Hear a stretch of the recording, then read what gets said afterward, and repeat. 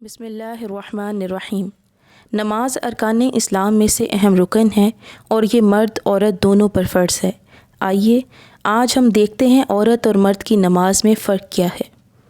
مرد اور عورت کی جسمانی ساخت میں جو فرق پایا جاتا ہے، شریعت کی روح سے شرعی احکام و مسائل میں بھی ان کا پاس و لحاظ رکھا گیا ہے۔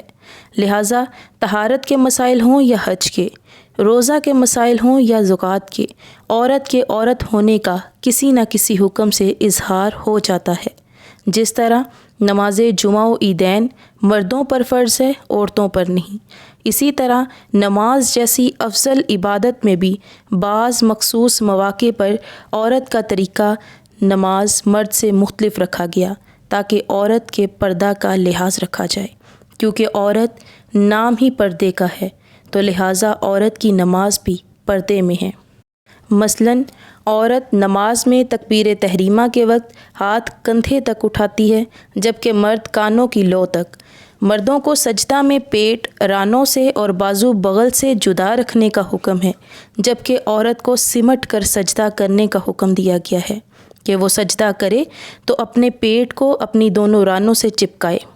عورت تکبیر تحریمہ کے وقت کندھوں کے برابر ہاتھ اٹھائے گی، آستینوں سے باہر ہاتھ نہیں نکالے گی، سینے کے نیچے ہاتھ پہ ہاتھ باندھے گی، رکوع میں مرد کی نسبت کم جھکے گی، انگلیوں کو گرا نہیں دے گی، نہ انگلیاں زیادہ پھیلائے گی بلکہ ملا کر رکھے گی، ہاتھ گھٹنوں کے اوپر رکھے گی، گھٹنوں میں خم نہیں کرے گی، رکوع و سجود میں گھٹنوں کو ملائے گی، سجدے میں بازو زمین پر پھیلائے گی، اتحیات کے وقت دونوں پاؤں دائیں طرف نکال کر بیٹھے گی۔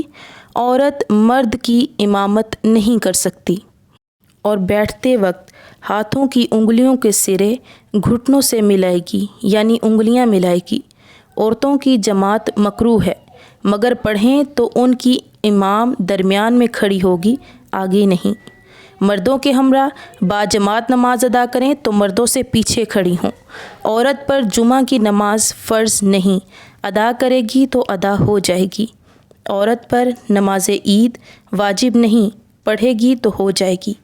صبح کی نماز روشن کر کے پڑھنا عورت کے لیے مستحب نہیں۔ جہری نمازوں میں جہری قرات نہیں کرے گی۔ عورت نماز میں سجدہ و قعدہ میں پاؤں کی انگلیاں کھڑی نہ کرے۔ یہ تمام تفصیل نماز کے حوالے سے ہے، ورنہ عورت اور مرد میں دیگر احکام میں بہت اختلاف ہے۔